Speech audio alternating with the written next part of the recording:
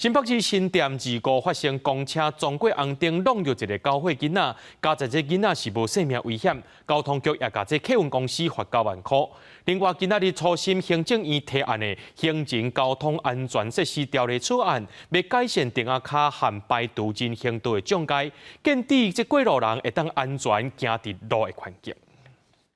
明明是红灯，暗过公车无减速的迹象，直接弄到放学转厝，当伫过车路9岁查甫囡仔。这件代志是发生伫新北新店25下晡，查甫囡仔真济所在起路受伤，好甲再无性命危险。警方表示，经过检测，驾驶无啉酒赛车，已经开弄红灯，无礼让行人2张罚单。高雄局嘛依照公路法，对客运公司罚9万块。闯红灯，处新台币1800元以上5400元以下罚款；未礼让行人因而肇事致人受伤，处新台币7200元以上36000元以下罚款，并吊扣驾驶执照1年。无停留行人的交通状况一直发生，要改变行人地价的臭名。行政议会3月初通过《行人交通安全设施条例》草案，整治电话卡甲摆渡人行道的障碍。立法院内政委员会日前进行初审，内政部长林佑昌表示，希望会当改善人行道通行环境，伫工程建立相关规范。行人的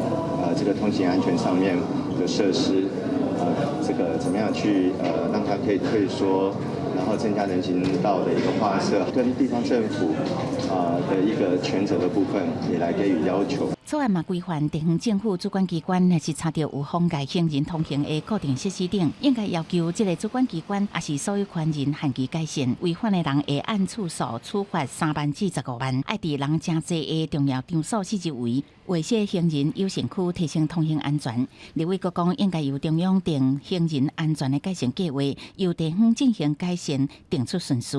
林佑昌嘛表示，要建立安全友善的行人用路环境，行人交通安全设施条例草案，借由建设改善甲维护行人交通安全设施的方式，解决人行道不足、无障碍动线连接这问题。行政院嘛宣示，目标以2030年行人事故减少50%，2050年行人交通事故零死亡。记者综合报道。